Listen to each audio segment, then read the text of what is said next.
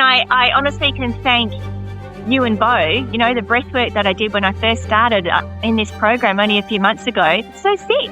And I know why, and Bo was doing a breathwork session and I was uncontrollable. I have done yoga and breathwork, I'm a yoga instructor, I'm okay, but fuck, I'm not okay. I'm totally not okay. You can fake it till you make it.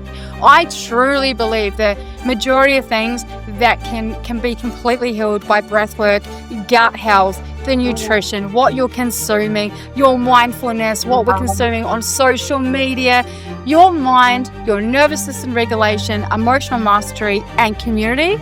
You nail those, you can get through anything in life.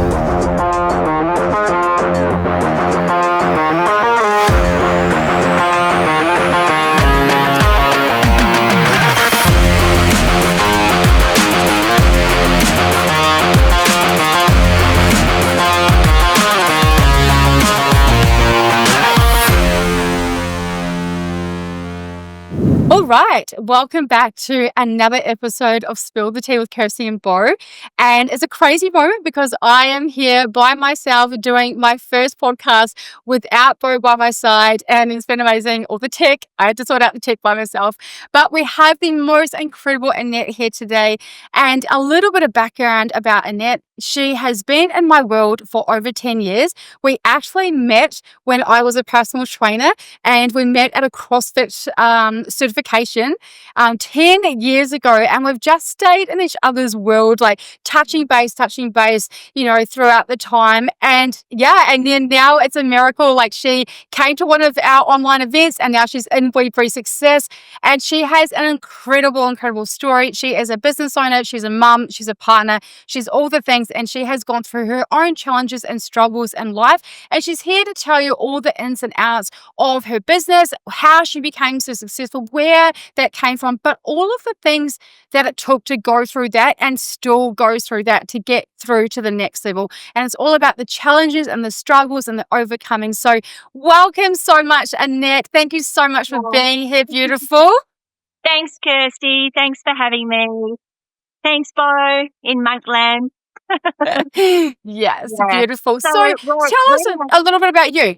Tell us a little bit about yourself, and and where are you right now? Where do you live? Just give us a little bit of context. You go for it, right? Righty. Okay, so I'll start from now and then I'll probably go backwards. So I do live in Broome, have been in Broome since I was 21 as a backpacker. I rocked up there. I was a bit of a shit as a teenager living in Perth. And my parents said, well, if you're going to be a little bit of a shit, then you can have a one-way ticket on a Greyhound bus to Broome. So I went, right, okay, because I'd been there probably 6 months before. I went with my girlfriend who won Miss Royal Show, pageant queen. So we went for a week and absolutely loved it. Met a whole range of amazing young kids, and we kept in contact. We wrote letters, phone calls, and my mum said, well, if you liked it so much, get up there and go and live your life as a 21-year-old. So that's what I did. And I, haven't really looked back. I've been in Broome for that long. It's been really challenging, but such a journey. And I look back now and I actually wouldn't change a thing. But backpacker lifestyle, great. Worked at the Rowie, worked in the animal bar, had a beautiful relationship with my daughter's father now. He unfortunately committed suicide. He suffered depression, drugs and whatnot. But, I have a gorgeous 34-year-old daughter out of it. But I think that's where a lot of the issues started, with her not being right, me not being right. And we never really addressed the suicide and the baggage that it's like a cancer. It follows you around, Then Ricky's brother committed suicide. And anyway, I ended up being in some pretty shitty relationships afterwards, and knew that I had to get out. So I actually got a job in the prison. So Broome being really high in rentals, accommodation, like living expenses were huge. So I got a job in the prison, activities officer, and I also ran my own Broome boot camp. And that's how I met the lovely Kirsty. So I was headed down to Perth to do my level 1 CrossFit course. And I thought, I'm just going to get a little bit more educated so I can offer my inmates more yoga, weight training, resistance, boxing. But being activities officer, I was also teaching them about life skills, how to cook, clean, how to defend themselves. A lot of them were in there due to DV, murdering their husbands, etc. So I loved the job, absolutely loved it. And yeah, it came with a house. So yeehaw, rent was like $120 a week. So yeah, and nearly 7-8 years on, stayed in that job for a while. And then I had a horrific accident, and I would say this actually changed my life. So I was out surfing. I had met an amazing guy, Ken, my partner now to this day. We were good mates for quite a while. We met through surf club, and I was out surfing. Mother's Day it was. Being, silly little shit that I am sometimes. I'm a little bit ADHD. I'm like a little bit too much energy. And I was coming in and I wasn't focused, and I had a brand new board. The fin went up in the air, came down, smashed my quad, slit my quad, and the fin went under my patella. So I thought I'd been bitten by a shark, but I hadn't. It was just my fin. So here's me holding on to, this rump of steak, not my fluoro sneakers, rump of steak, and drowning. I was literally drowning. So I was yelling, Ken, help me. And this backpacker goes, oh, you need help. And I'm like, drowning. He's like, oh, shit. He thought I was waving to him, saying hello.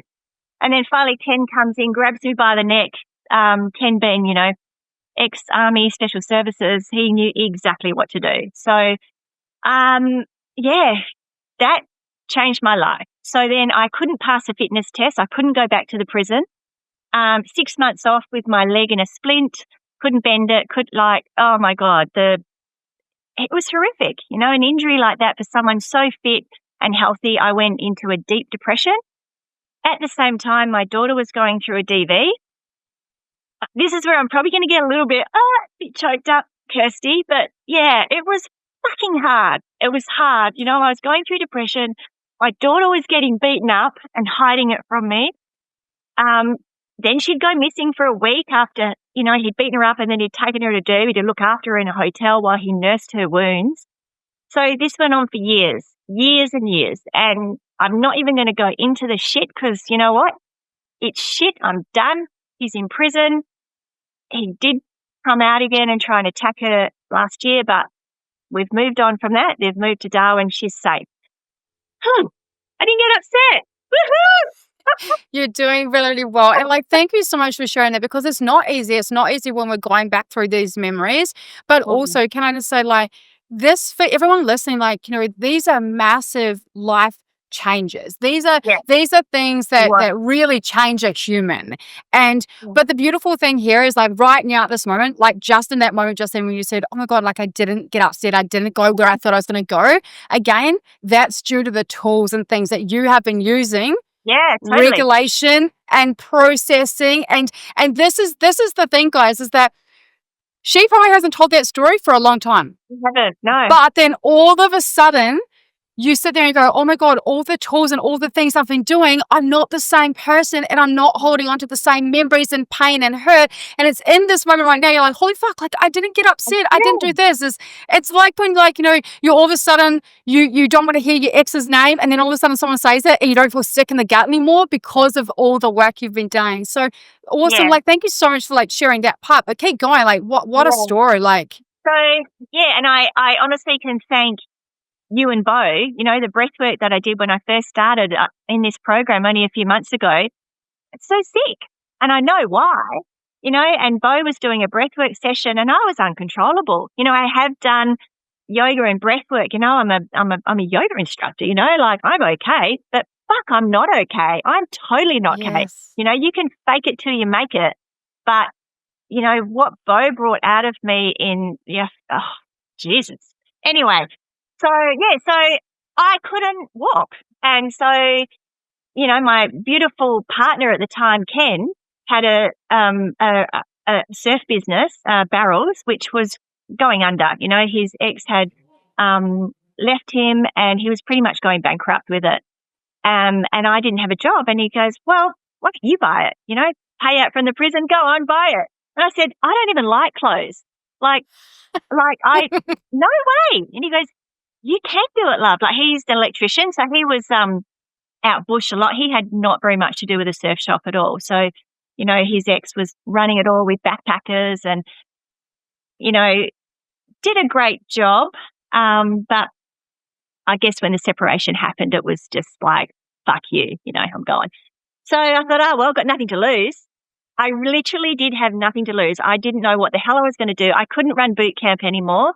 I had, 35, 40 beautiful women. I would go there with my wheelchair and go, come on, you guys, let's go up the sandhills. And they're like, oh, Nat, you still want to do it. But I got to the stage I couldn't do it. And that's what got me into yoga. Yoga finds you. You don't find yoga. So I started, I bought this business, Barrels. Didn't like clothes. I'm not a high maintenance chick at all. I wear my heart on my sleeve. I love, I give, and, accept me for who I am. Otherwise, go away. Don't be in my container. Anyway, so I, bought the surf shop and I'm like, shit, all these supplies I had to get, Quicksilver, Billabong, Roxy, Havianas. And, I had this Prado. I sold my Prado to buy fucking stock, to buy Havianas. And what the hell, And then Ken's like, okay, so let's max out all the credit cards and buy more stock. I'm like, who does this shit? I've gone from a government job, fortnightly pay, long service leave, annual leave, sick days. So anyway, I thought, fuck it, when you nearly drown, when you nearly die, and when you go, I've got nothing to lose, I've got everything to gain. I've come out of this really deep, dark place and I can do this. And, I read this book, Louise Hay, You Can Heal Your Life, and you fucking read it too, Kirsty. And it was the change. It was the pivotal moment of my life. It was my first self-help book I ever read, and it would change the game. Change the game. Nat. So I gave that to my daughter to read as well. So I'm hoping that, she'll learn from that. And yeah, she's definitely baby steps coming good. But anyway, so we had this surf shop and I was sitting on this red couch at the front of Coles, Chinatown in the strip there, and sitting on this couch with a big bloody bandage on and, hi, how you going? Welcome to Barrels. I'm like, yeah, here I am. And this, slowly we would build up the stores, and then so that went on for quite a few years. I was, we were just getting better and better at it. And I'm not sure how we became successful for Rip Curl to ring us and go, hey, we want a surf store in the Kimberley. And I'm like, but what about Barrels? And they said, oh, well, we'll help you move Barrels into the other shopping centre, the Boulevard, because there's only 2 shopping centres in Broome. And we want Rip Curl to go in Chinatown area because it's a great spot you've got. So I'm like, oh, shit, 2 surf stores. I don't think we can do it. But what the hell? What the hell? So you're like, I almost died. I thought a shark had eaten me. I was drowning. I couldn't be in my prison job anymore. Like, I've got, again, nothing to lose. Fuck it. Let's go all in. Yeah, yeah. So then Rip Curl came up and we had a lot of negotiations and they helped us up and lift Barrels to the new shopping centre, and then Rip Curl came on board and was born in the Kimberley. So, and then, yeah, it was a lot harder. Like, that's when all the shit started, I couldn't just wing it. I needed to get educated. I need to get strong. I need to be a power woman, I am a people person, but I seriously look back now over the 15 years or more that I'm not that manager, I'm not that. I can be, but it doesn't resonate with me, but I have to be, So yeah. I've had to learn how to navigate that. But in the end, I've gone, okay, I'm going to delegate. I'm going to employ a manager. So we got managers, which has been great. And that saying that stays with me, has been with me for the last few days, delegate to elevate. Where yes. I'm learning so much, because in the Kimberley, in a country, you are so alone as a business owner. Like, we've reached out to, we've done retreats, we've done workshops, just to learn more and just to try and be better business owners. And Ken's got that entrepreneurial brain. He 8 years ago, he said, let's go on a vision quest. He saw it on an Instagram feed, and it was for business owners starting out. Find your purpose, find your why. So I thought, fuck it, got nothing to lose. So we went, and it literally changed my life. And we've kept in contact with Rick Cowley from Vision Quest to this day. And oh my God, wins for Friday. So we do graduate retreats. You go back and you meet, you revisit your purpose, right? So Rick messaged me and he said, Annette, there's another one coming up in the end of October. I'd really like you to go. And I said, no, I'm doing Dubai. And he's like, come on, you've been wanting to come back, revisit with all the graduates. 3 messages. No. The third message, he says, Annette, why don't you come back and be my co-pilot? Like, help me assist. He's done 67 or more retreats. He's like a most amazing man, deals with millionaires, billionaires. There's a lot of people that have gone through his retreats. I could name a few people and you'd probably know them, but, we'll keep that confidential. And it's like, you want me? And, from this putting out there, the breathwork stuff, the work I've been doing with you and Bo, fuck me. I'm like, all these things are happening. Like, really? They're happening, but also I want to make it really paramount to everyone here that if you see in someone else that they're amazing and you've got them on a pedestal and all this kind of stuff, you are also a projection of that. You also are amazing. If you can see amazing in someone else, you can see amazing in yourself. If you can see forgiveness in someone else, you can see forgiveness in someone else, you can see it in yourself. And this is projection through and through. It is a mirror. And this person also, there's a couple of things here. One, I would say your strategy for success to begin with was pure delusion.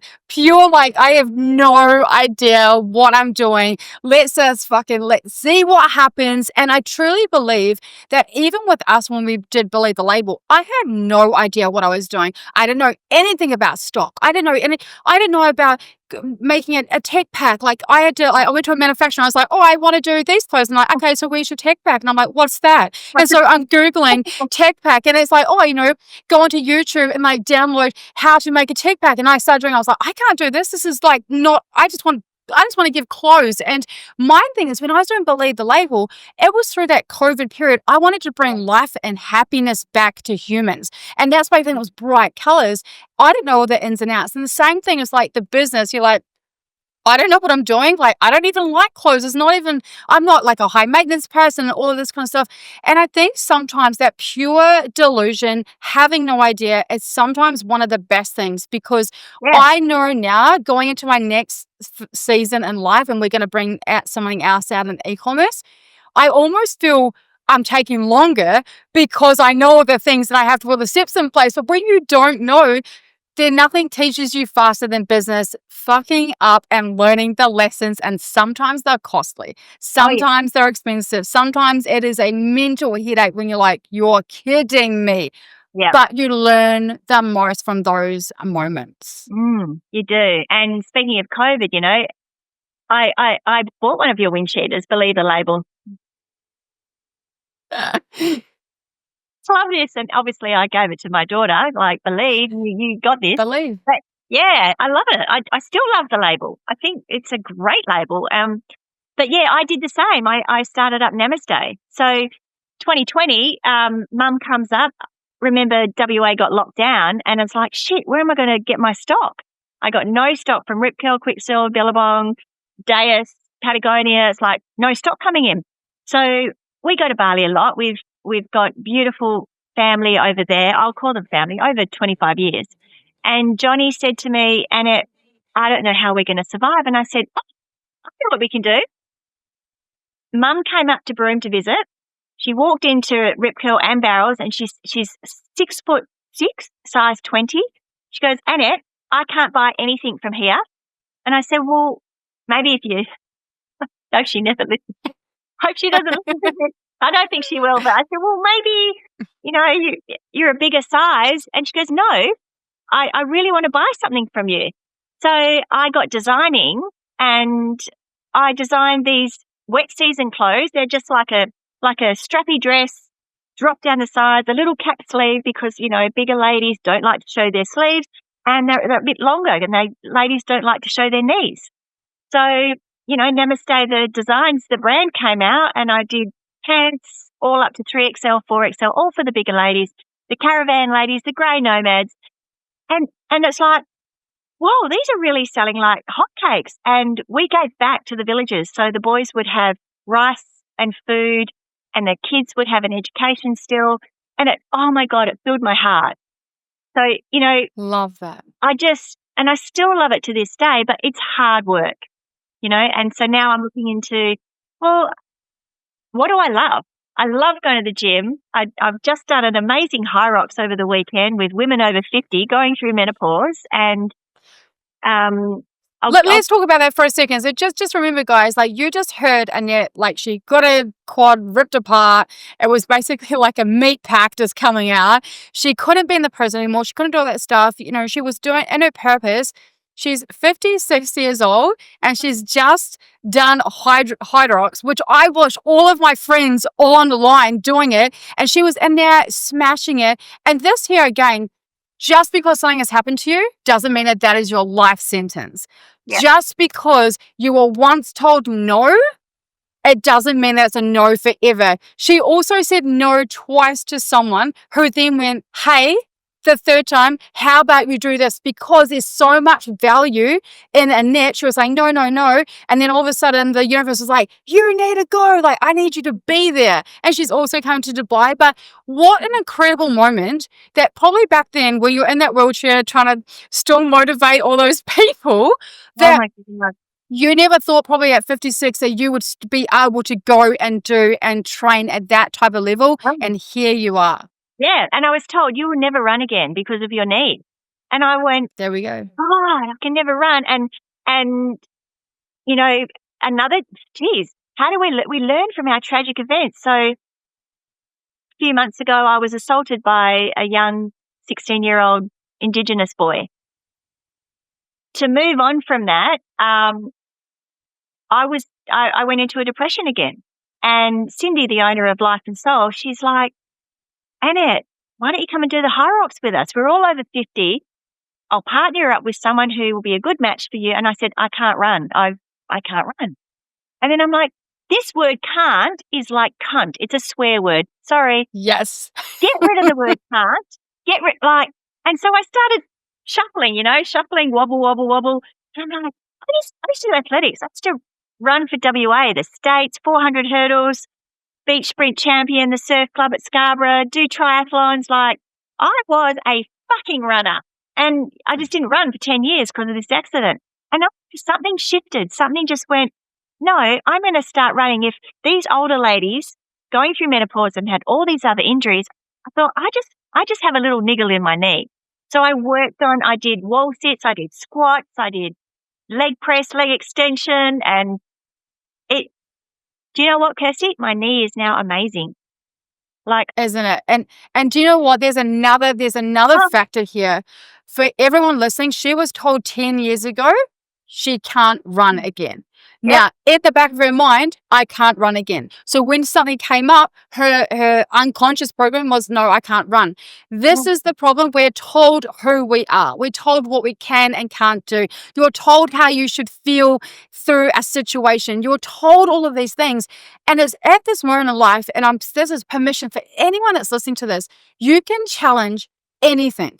You do not have to make no your vocabulary. You do not have to believe that someone said something about you. You do not have to believe that you have a choice right now, right at this moment. That is not going to be my belief system. And the only reason why you are so successful still to this day is because in the background, all of these things that have happened, the mindset is what got you back on track. It was the determination. It was the fuck you. It was the things that have happened to you. That will not be my story. You will not have one over me. And that it was still very, very prominent inside of you. Yeah, totally. Yeah. And I guess, now we're at we're moving forward. Like I'm a little bit done now with retail. I've been burnt. The young lad, he got off as mistaken identity. I was due to go to court a few weeks ago, did a breathwork with Bo as well. All that shit came up as well, and pain in my jaw where I got not pain in my back. It all came out. so good. But the detective said to me, Annette, you've got to let it go. You know, when the cops picked him up, he changed. So we had the picture of him stealing in the shop with the 4 other lads, but he changed. He was a smart kid, you know, good on him. He got away with it. Mistaken identity. We are not going to put you through the courts, Annette, because you can't identify him because he knocked you unconscious. We had a full-on box. Like if it had been another staff member or a junior, as the cop said, you know, he king hit me at the end and I fell back on bike racks. If I'd fallen back on the pavement, he said we wouldn't be having this conversation. But on a positive, you know, I always go, well, fuck this. It's done me. It's not, I'm over it. Mm-hmm. The detectives came back to me only last week and said, look, this kid is not a bad kid. He's actually just, he's come from a DV relationship. His father did kill his mother in Halls Creek many years ago. He's seen a lot of shit, but he's actually not a bad kid, Annette. So he's learnt from this. So we think the best thing for you to do is just to move on. So I've just gone, all right, well, let's hope that he never does this to anyone else. But then it came back to me as like, yeah, but I'm done. I'm done with retail. I'm done with sales. We'll still, yeah. So this is where I'm at. Like we breathe. I think there's another thing here is that like you go through all these situations and sometimes metaphorically we have to get knocked out to get back up. We have to go like, you know what? Like, I don't want this to be my life anymore. Like I needed my senses knocked into me. And I don't agree with any of all of the things that have happened. But let me just tell you this. One thing I've always said, and where I've probably, I think very, very differently to everybody else, is that I always go back to these people, every single person was once a baby. We were once pure. We were once just an innocent child that came out. And we all have life experiences that have shaped us and molded us. And I'm always going back to why do people do what they do? And that's where I know there's also a time right now. There's a lot of people that are looking in, you know, me and Bo very much exposed our relationship and what was going on there. And there's a lot of people that don't understand my way of thinking because we only want to look at the person's actions. They don't want to look at why. And not that I'm condoning anything that kid did. Absolutely not at all, because you still there was trauma in there was still damage in there, and I still feel like I could go on about the Australian system, which I just think is ludicrous. There is so much violence in Australia because there is nothing done about it. Everyone gets off. Even when you murder someone gets off or they get a 10 or 15 years. It is just ridiculous. Like, you know, I live in Dubai now. You do one thing wrong, you're in jail or deported. There's no second chances here. And that's the reason why women feel so safe, because there is no violence. There's no drinking on the streets. No one needs to do that. It just doesn't, you do not see it. It does not show up. And that is definitely a social problem at the moment. Like Melbourne, machetes, like where do you even get a machete from? Like where are these machetes coming from? And so, but again, let's take a step back and have a look and go, what the hell is happening to the human race? What is happening? What is happening? The living expenses, it's almost unbearable to live in Australia. Australia used to be like the place to go. Now hardly anyone can even afford to get dinner, let alone go out and enjoy your life. You're working to pay to live, to not even enjoy. So there's those side of things as well. And like I said, at the end of the day, what happened to you was absolutely horrible and it should never have happened.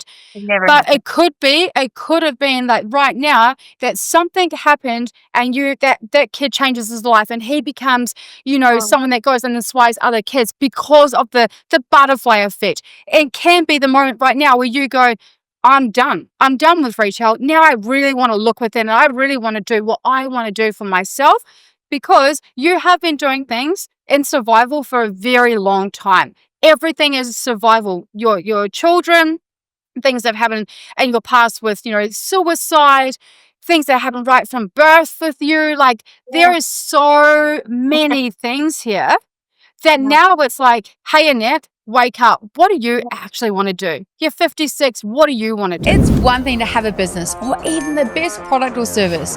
But let's be real. When no-face Jackie32 jumps on Instagram throwing those nasty comments and you make it mean something about you, it doesn't matter how good your business is. you will crumble. That's why you need us. Welcome to We Breathe Success, the ultimate experience for aspiring business owners, entrepreneurs, and coaches who are ready to break through to the next level. Hi, I'm Kirsty Waddingham. And I'm Bo Drury. We're not just any mindset business mentorship. We are the world's best when it comes to mindset, breakthrough, and transformation. Our approach combines breakthrough breathwork, powerful mindset techniques, manifestation, and strategic business coaching, setting you up for each week for success and action. If you're truly serious about unlocking explosive growth, you're in the right place. Success starts with one essential foundation, your mindset. Without it, even the best business strategies will fall apart. That's why we go deeper than traditional coaching. We offer advanced biohacking and mindset reprogram. Your network is your net worth, and now you have access to ours. With all of this, success isn't just a possibility, it's your only option. We're here to help you break through your old limits, step into extraordinary success, and create unstoppable momentum for growth. We cover it all: mindset, somatic strategy, community, and connection. So are you ready to be the leader, visionary, and powerhouse that you were meant to be? Click the link below. Let's book a call.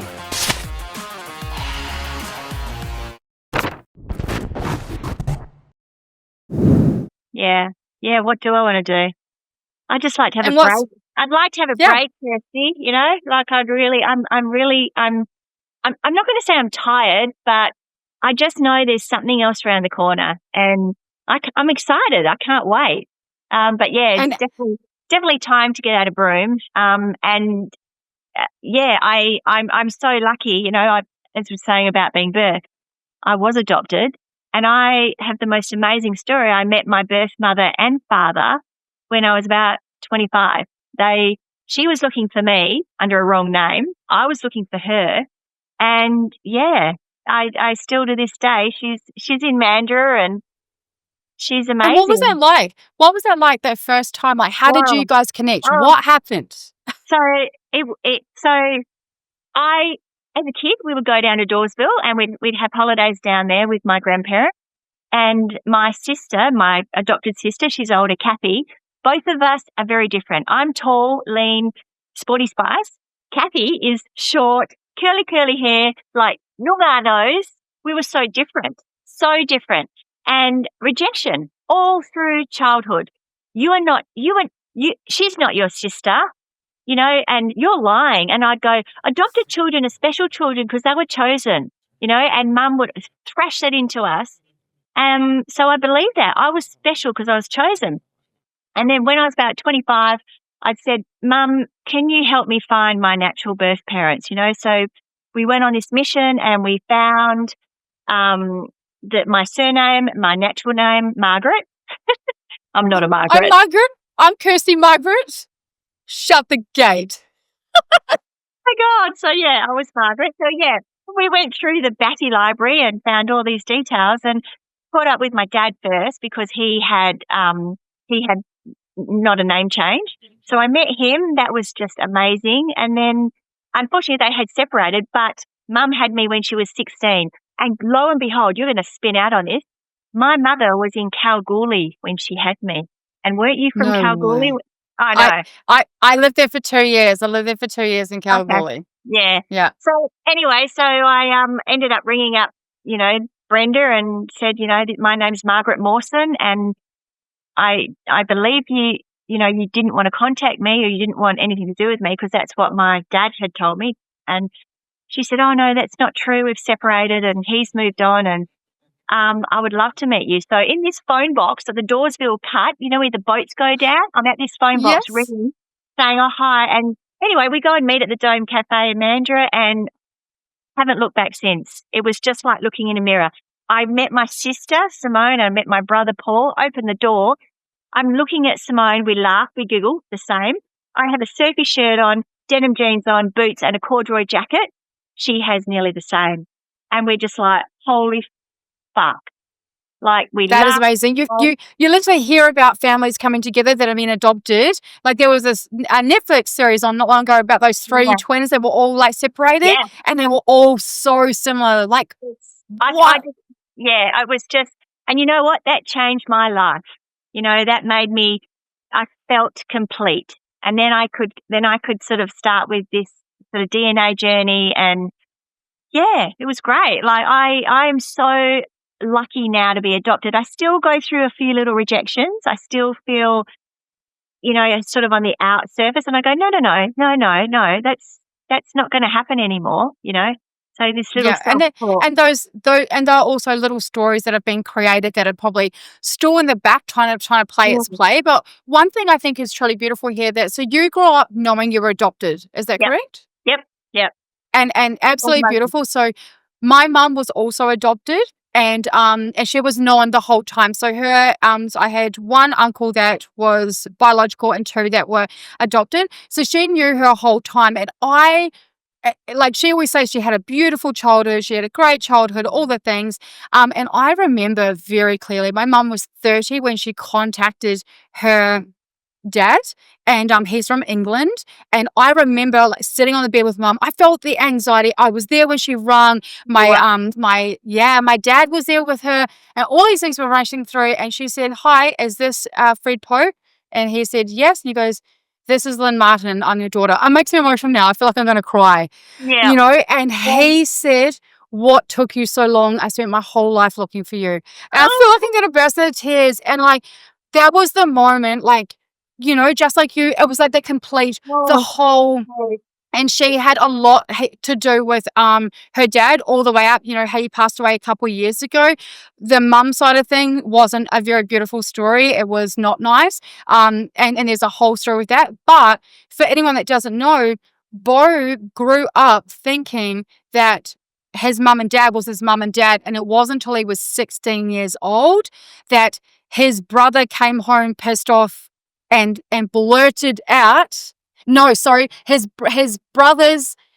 best friend came out. They had a fight at a party, and it was because his brother had told his best friend that Dave isn't actually your real dad. And so he blurted out while they were drunk, well, guess what? Dave's not even your real dad. And he was like, well, that's a fucking weird thing to say. Of course he's my real dad. He comes home drunk saying, "Mum, hey, is Dave not my real dad? Like, what the hell?" And she goes, I'll talk to you tomorrow about that." 16 years old.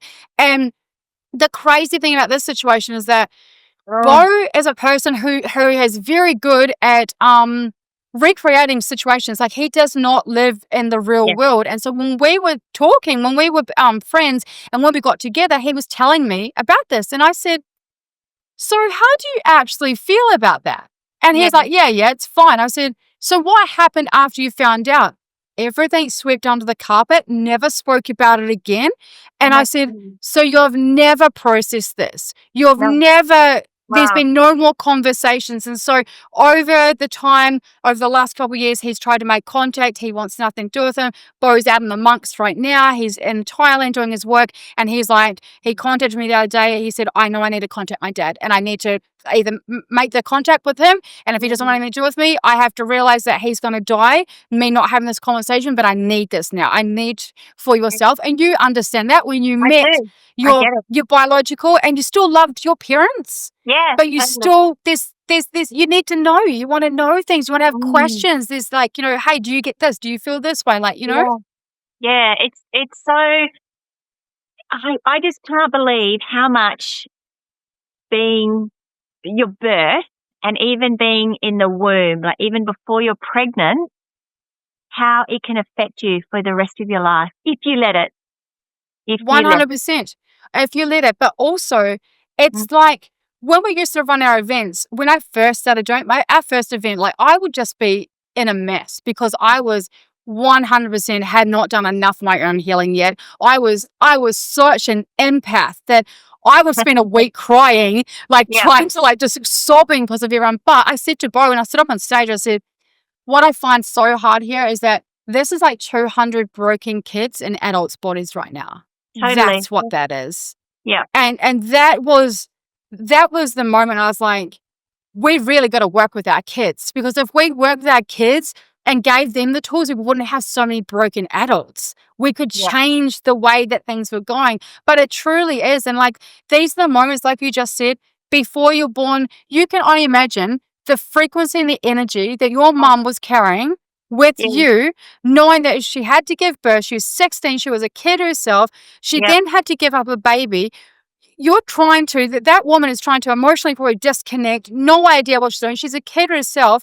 And Yeah. then here comes this baby out into the world. And she has to also, she has feelings there. She has emotions there. There's a lot of other things And then going there she for had to give her me as well. away.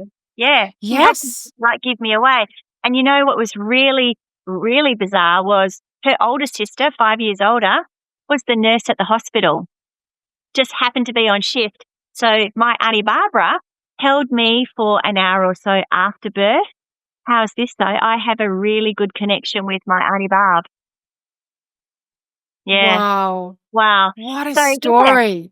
Yeah. And then, you know, she stayed with my dad, and then she didn't learn. She was pregnant like 4 months later, and then she had my brother, Paul, and then she had Simone, my sister. So, and they stayed together for quite a few years. Yeah. So, Wow. yeah. What an incredible story. And like, just to listen to, and this is why I want everyone to know that in business, and hence why we are strictly a you first business second mentorship, because as you can imagine, like all of the things that you're going through, you know, you've only really started to deal with some big traumas. It's coming up in breathwork. At that first session you came on that masterclass, Yeah. you're like, why am I crying so much? Like, what is going on? I said, because you haven't let anything go for years. Like, you're just got to be the strong person, got to keep it together. And people wonder why they've got depression and anxiety. You're pushing down your emotions, and just being, I'm okay, I'm good, I'm doing this, I'm a mum, I'm a parent, a business owner, I don't have time for this. I get it. I was that person. I was didn't that have person too. You Mm. didn't have time. You know, but the thing is, we have to make time always. Guess what? Our health will make time for us, and we Yeah. will be in Dis- depression or anxiety or sick. Dis-ease. Yeah. Just disease. And I truly believe the majority of things that can be completely healed by breath work, gut health, the nutrition, what you're consuming, your mindfulness, what we're consuming on social media, your mind, your nervous system regulation, emotional mastery, and community. You nail those, you can get through anything in life. You know, Yeah. it's who's there for you and holding you through those moments, but who's supporting you and the tools that you have to navigate those big, challenging days. Yeah. I honestly don't know how I've got this far without being a crumbling mess. I mean, I have been at times, you know, I will go, and then I'll just crash. I'll just jump in the shower and just won't stop crying. Right. Hubby will come in and go, love, you know, you've got to let this go. Or, but you know, he's quite hard, you know, so supportive. Like, Yeah. my God, I but conditions. killed somebody, you know, at 40 years of age. Like, finally I got there.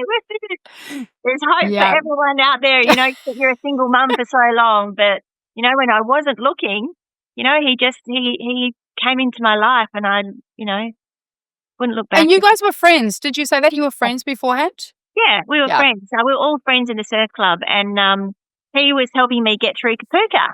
So he was giving me some ideas. You know, I was still in a, you know, not a very good relationship, and he was great. You know, so supportive. And next minute, you know, him and his ex have left town, and she's gone off and left him. And yeah, we caught up for quite a few months. Me thinking he's still with his ex. Yeah. No. One night we're out for dinner, and he's like, well, you know that I'm not with her anymore. And I went, what the fuck? No. And then, yeah, everything changed after that. Or Yeah. again, delusion. Like you were so delusional, you had no idea. You know, like that. And this is, guys, I'm going to say this. This is like how we do one thing is how we do everything, and it shows up in all. And that's why, like, you know, when I'm working with people, I'm like, all right, tell me about your relationships. And then I'll go, okay, cool. So then I guess your money's the same, your business is the same. I'm like, whoa, what the hell? Like, we did a money reprogramming. I think you were in it when we did that. Yeah, the money free code. And we were going through everything. We were going through the layers. And then I called out one of the clients and I said, I can guarantee that the way that you treat money is also showing up in your relationship, and you're like, oh my God, like mind blown. Because I will say it 1,000 times over, how we do one thing is how we do everything. And the patterns are they're the same patterns. They just show up differently in different aspects. And we call it something else. We call it procrastination. We call it fear. We call it this. We call it that. No, it's just your bullshit patterns, and you can dismantle them. You can break through that, and you can change it. And you are the extreme example of that, of your leg, all the things, your whole career changed that put you into retail. But then at 56, you went and just did something fucking incredible, like absolutely incredible. And that is true proof, guys, that you can change and recreate at any moment, and you do not have to listen to the chit chat. But what an incredible story of all of the challenges. And it's very easy to look into your life and think successful, amazing, got the shops, retail, no one in Broome, had namaste, like all of these things. It's very easy to look at this, but that's why it's so important to go, why? How did she build that? What trauma was instilled for her to do that? And there's a lot of people, majority of people that are in our container, a lot of entrepreneurs that I know personally, our businesses are built on fuck you energy. They're built on trauma. They're built on like, I'll prove you wrong. I'll show you. I got my first house. I brought my first house out of fuck you for my ex, because we were meant to do it together. And then I think it was 3 months later, I bought my own. And I remember going around my house and thinking, I should be so happy, but I was so miserable because I wanted the family. I wanted to have that in there. I wanted to celebrate with someone. So I still felt like the first time I did that big purchase, it was just the fuck you. But then the sadness comes, like it's a fuck you with like a sad home, like for me, But over the time, obviously, we changed that. But a lot of us are building businesses and companies and very successful because we went through struggle town and challenges and trauma, and we made a decision. Will this define us or will it not? Yeah. If I look back and I listen to other people's stories, you're right. It all comes from something really bad has happened, and they've tried to get through it, turn around and do the fuck it, Only 3 years ago, the bike shop came up for sale, and Ken's like, let's buy the bike shop. And I'm like, hang on a minute. Should we just think about this? He goes, no, the figures are good, So we bought Broome cycles. Like, I'm the cyclist, like, and he's the surfer. Like, wherever we go on holidays, it's always a surfing holiday. So like, I do the yoga, he does the surfing. But we've turned that around as well. And I'm thinking, shit, we're good, something's happening here. Like, our something's good. But I think how many businesses do you have in total? 5, maybe 6. Yeah. So he's also been doing easy. I love it. Maybe 6. We don't even know now. We can't keep up with all the businesses. No, it's good. So Ken's been doing this easy rack as well. So it's like a garage, a portable system. So you can hang your bike, you can hang your surfboard, and it's he's been working on it because he's got such a electrical 88 brain. And it looks like he's going to go through Amazon and he's going to sell it through Alibaba, and like it's going to be great. He's been working on that for 2 years, plus running the bike shop, plus doing his own mastermind with Adam Hudson and a couple of other amazing guys. And I think you got to put yourself out there. You really do. You can't just sit back and just watch what everyone else is doing. You learn from everyone else, but you've just got to take that little step. And I'm really excited. Like, but I'm loving being in We Breathe Success. Like but I feel like a nana. I'll be honest with you. I feel like I'm a little bit older, and we were trying to organise a Perth catch up, and I'm so pissed off. I was like, damn, you're going to be here. Like, you were there, Yes. for your son, and I hope he's getting the help that he needs. Yeah. Yeah. Yeah, Good. he's getting. We're on the path of like trying to discover like where this came Mhm. from, the epilepsy, how it came out. So we brought him over here to get some Yeah. tests done because I wanted a second opinion, and also so then I Mm. could know I'm not trusting the Australian health at all and what's being said Yeah. there. But we're definitely getting there. He's on medication now, so we're able to control Good. that. But the next thing Yeah. is breath work. The next thing is lifestyle. The next thing is gut health. Like Food. so food. So I'm pulling back all of the things, and then I want to go back to basics, and then we can start, documenting when did you get a seizure, what happened that day, what the stress level was like, so we can start having some information around that. But just a question, we're gonna wrap this up soon. But one thing I want to ask is, why did you end up joining We Breathe Success? Like, why now? Like, what happened for that to happen? I think I've been following you guys. Like, I remember when you and Bo put it out there that we've been mates for ages, but I think I love him. Yep, I remember that, and I was like, "Oh my God, this is so." And then, so I've been following you for a long time, and I think what really switched in my mind was, I'm not good. I need help. I Yeah. can't keep going on. And a lot of the stuff that I was listening to from what you guys were saying, I really resonated with that. I was like, it's time, and then after the assault, after some, definitely went back to depression, and I needed something, I needed my tribe. And Yeah. and I just went with that attitude, fuck it. And I And just going in. said, yep, I'm doing this right now. And I said, Ken, lover, can you pay this, please? He's like, oh, what now? I'm like, I said, you did your mastermind, and, you're with all your blokes. Like, I need me. It's like, okay. I love that. And what do you think is, like, for you personally, what's your favorite part of We Breathe Success? What do you love most about it? I love the fact that you keep us accountable. I love the fact that Monday morning, like, I'm still trying to work in the shop, and I'm like, shit, it's 9:45. I've got to go. Like 10 o'clock, I've got to be ready for that Zoom call. And then we go through the week. I love that. I need that. I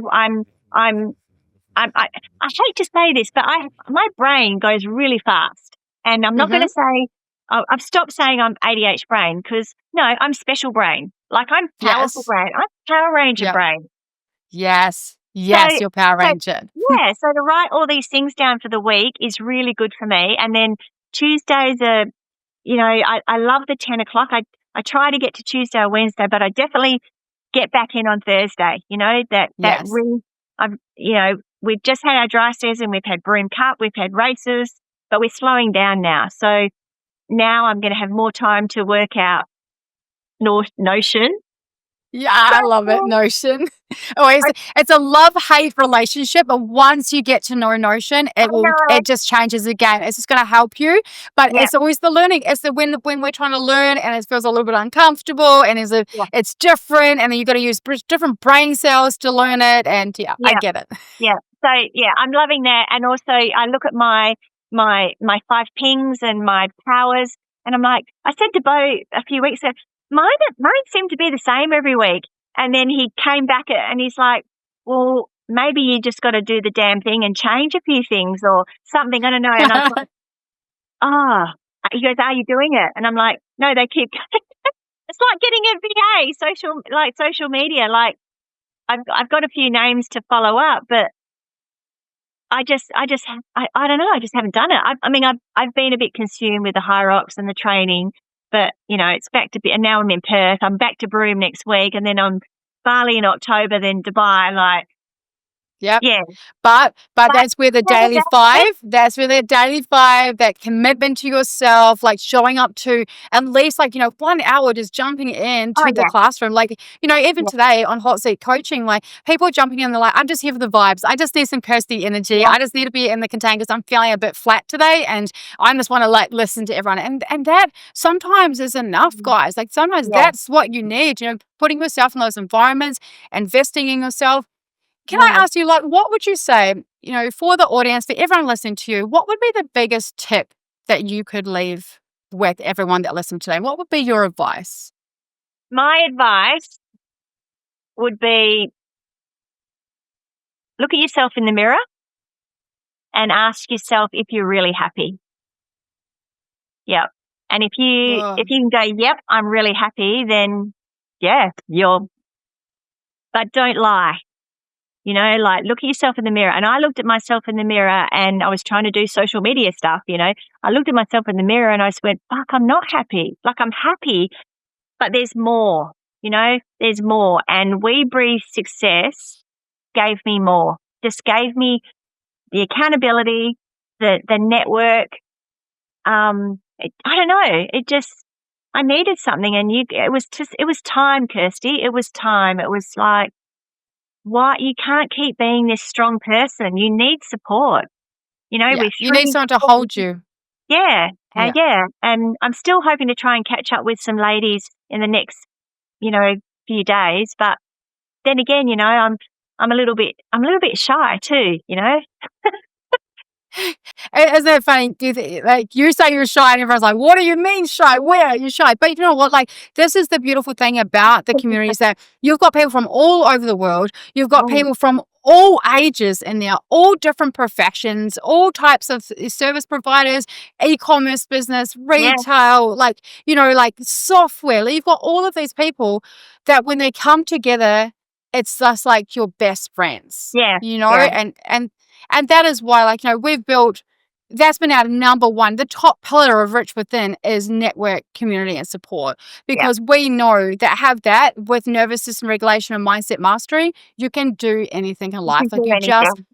You can do anything. So I appreciate you coming on today and sharing your story and all of the success and everything, all the in-betweens and the shit and all the stuff to get to where you are today. And thank you so much for spending your time with us. And if anyone wants to see Annette and all of her wonderful things that she does, we will have all of her information in the show notes as well. But thank you so much, Annette, for coming on today, and we really appreciate it. Thanks, Kirsty and Bo, and I'm going to see you and hug you soon. Yes, gotta go to Dubai. Awesome, guys. With that is another episode of Spill the Tea with Kirsty and Bo. Please, if you love this, share it to your audience, tag people, and have an incredible day. And just remember that everything that is happening right now is just a season in your life, and it's how we look and see everything and view it, and that you can change and flip the switch whenever you want. Big love, everyone. Take care. Bye.